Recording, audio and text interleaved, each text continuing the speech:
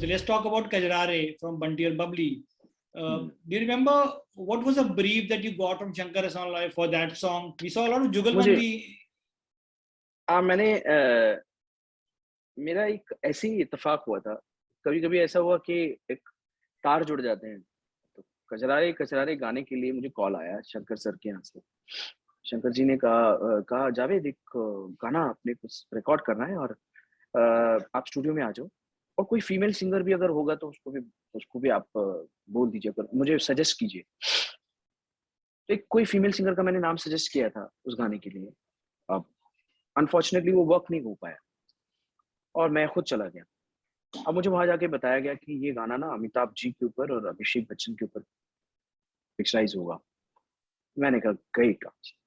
मैंने कहा मेरी आवाज तो इतनी भारी है नहीं, मैं तो अमिताभ जी की तरह कैसे गाऊंगा। हालांकि मैंने अभिषेक के लिए प्लेबैक किया है, जो लाइंस मैंने गाए, तो वो मैंने ऊपर वाले का नाम लिया और मेरे जहन में एक बात आई। मैंने कहा किशोर दा कैसे गाते, किशोर दा की आवाज कैसी थी। किशोर दा की आवाज भारी आवाज, नेचुरल उनकी भारी आवाज थी। तो वैसा कुछ टेक्सचर ट्राई करते हैं। जैसे आपको मैंने बोला श्रीवल्ली के लिए, उस टाइम पे भी मेरा थॉट यही रहता था। मैंने कहा अमिताभ जी का स्टाइल कुछ थोड़ा किशोर दा का स्टाइल करते हैं और मैं थोड़ा भारी बना के गाता हूँ ताकि आवाज में थोड़ा वेट लगे। और भले ही अभिषेक के लिए गा रहा हूँ लेकिन आवाज में वेट चाहिए, अभिषेक की भी आवाज भारी है। तो मैंने एक गाना याद किया, इंतहा हो गई इंतजार की, आई ना कुछ खबर मेरे यार की, ये हमें है यकीन बेवफा वो नहीं, फिर वजह क्या हुई इंतजार की। तो ये गाना मैंने याद किया। मैंने कहा इस गाने में किशोर दा ने लूज गाया है, लूज, कोई मॉड्यूलेशन नहीं किया किशोर दा ने। इन द सेंस कि ना वो उसको कहीं ना वॉइस को गले को दबाया नहीं, एकदम जैसी उनकी नेचुरल आवाज है वैसा गाया। मैंने कहा एक काम कर, कजरा रे तेरे कारे कारे नैना।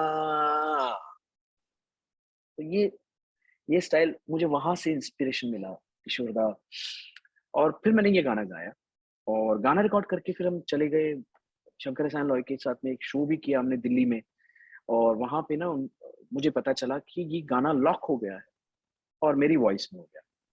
तो मैं एकदम खुश हो गया। मैंने कहा ओ अल्लाह, शुक्र अल्लाह तेरा कि ये गाना लॉक हो गया। लेकिन मुझे कहा गया कि ना एक बार और डब करेंगे, हम लोग रीडब करेंगे इस गाने को। तो हम दिल्ली से आए और दिल्ली से ही मैं एयरपोर्ट से स्टूडियो गया और मुश्किल से एक 15 से 20 मिनट के अंदर ये गाना रिकॉर्ड कर। Javed, will you please give us few lines of Kajra Re? कजरा रे तेरे कारे कारे नैना, ओ तेरे नैना जुड़वा नैना। Awesome. You know, like you said, the voice is a gift of God. So, the first thought that comes to our mind when we listen to the songs by you is like, you have this gifted voice. You always wanted to be a singer or you had other plans while growing up? Actually मैं musical घराने से हूँ, तो मैं बचपन से ही music में ही आना चाहता था। क्योंकि क्या होता है कि जिस माहौल में आप पले बड़े होते हो, उस माहौल का असर आपके ऊपर पड़ना, अगर ऊपर वाले ने आपके अंदर वो टैलेंट दिया है तो असर होना शुरू हो जाता है। तो वैसे ही मेरे डैड सिंगिंग में थे, मेरे पुरखों से गाना बजाना चला आ रहा है, तो मेरे ऊपर ये असर हुआ और मैं उसी तरफ मोल्ड हो गया अपने आप को। इसके अलावा कुछ सोचा नहीं था। हाँ, ये बात अलग है कि प्लेबैक सिंगर बनूंगा, ये मैंने सोचा नहीं था। मैं सोचता था कि मैं प्रोग्राम्स करूंगा या कुछ सेमी क्लासिकल कुछ करूंगा या फिर गजल गायकी में कुछ एक अपना नाम बनाऊंगा। Because I was a huge fan of Ghulam Ali Khan Sahab from Pakistan, और वो मेरे उस्ताद भी हैं, मैंने उनसे गंडा बंधवाया है। तो एक आप जिसको आइडल समझते हैं, मानते हैं, कहीं ना कहीं आप उसके जैसा बनना चाहते हैं। तो मैं उनके जैसा बनना चाहता था और मैंने सोचा कि मैं दिल्ली में रहूंगा और गजलें गाऊंगा, उनकी गजलें गाता था स्टेज पर। तो बहुत लोग खुश होते थे और कहते थे। तो इस तरह से फिर मेरा एक ज़हन चेंज हुआ कि जब मैं थोड़ा बड़ा हुआ, थोड़ा सा एज 16-17 साल का हुआ, तो मेरे ज़हन में एक बात आई कि यार पैसे भी कमाने हैं, पॉपुलर भी बनना है, काम भी करना है। और शुरू से सुनता आया हूँ कि ना मैं मुझे एक वर्सेटाइल सिंगर बनना है जो कुछ, तो क्यों ना प्लेबैक सिंगिंग में जाया जाए। तो उससे पहले मैंने कभी भी कोई हिंदी फ़िल्मों के गाने जैसे बैठ के सुनते हैं ना, कुछ याद करते हैं, ऐसा कभी नहीं सुना था। हाँ, ये है कि रेडियो बजते रहते हैं आस-पास मोहल्ले में, आपके कानों में आवाज़ जाती रहती है, तो कहीं न कहीं वो आपके अंदर एक जमा होने लगता है वो चीज़ ना, तो वो एक चीज़ थी। फिर मैं बॉम्बे आया और मुंबई आने के बाद फिर मेरी जर्नी स्टार्ट हुई। मैंने ट्राई करना शुरू किया और धीरे-धीरे कुछ डबिंग्स करता था, डेमो गाता था, ओरिजिनल सिंगर कोई और गाने वाला है तो ट्रैक के लिए मैं गा लेता था। तो ये सारी चीज़ें करते फिर लोगों को मेरी आवाज़ कानों में पड़ने लगी और फिर मुझे कई लोगों ने बोला कि यार इसको ट्राई करते हैं। तो फिर ऐसे और मुझे इस तरह से मुझे पहला ब्रेक मिला फ़िल्म बेटी नंबर 1 में। बीजू शाह जी, कल्याण भाई के जो बेटे हैं, उन्होंने मुझे मेरा पहला प्लेबैक दिया। अनुराधा पौडवाल जी के साथ में मैंने डुएट गाया था। मैं बहुत खुश हो रहा था कि अनुराधा जी के साथ में मैं गा रहा हूँ। तो मैं वो गाना गाया और उसके बाद में, पर वो गाना इतना चला नहीं, फ़िल्म रिलीज़ नहीं हुई, बहुत सारी चीज़ें थी। तो करता गया और बहुत सारी मुझे कभी भी कोई चीज़ है ना ईज़िली मिली नहीं।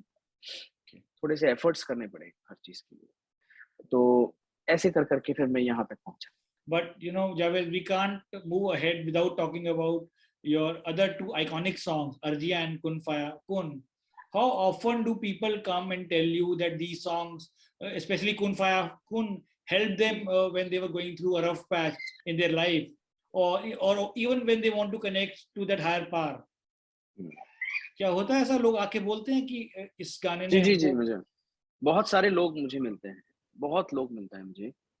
मैं अर्ज़ियाँ के बारे में पहले बताना चाहता हूँ कि अर्ज़ियाँ ऐसा गाना है, मैं बीच में एक शो में गया था जिसमें अमित जी उसको होस्ट कर रहे थे और एज़ अ गेस्ट मैं वहाँ पे गया था परफ़ॉर्म करने के लिए।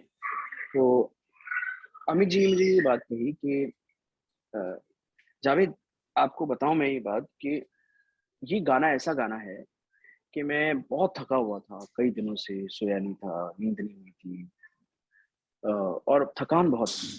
तो यूरोप में मैंने मेरे कंप्यूटर में ये गाना लगाया, अर्ज़ियाँ, और 10 से 12 घंटे मेरे कहाँ सुकून में निकल गए मुझे पता नहीं चला।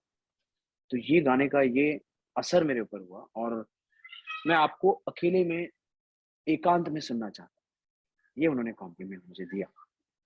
ये तो हो गई अर्ज़ियाँ गाने की और इस तरह से बहुत लोग मिलते रहते हैं कि हमारी दिन शुरू होता है इस गाने, इट्स लाइक अ प्रेयर ना, तो ये गाने को सुन के हमारा दिन शुरू होता है।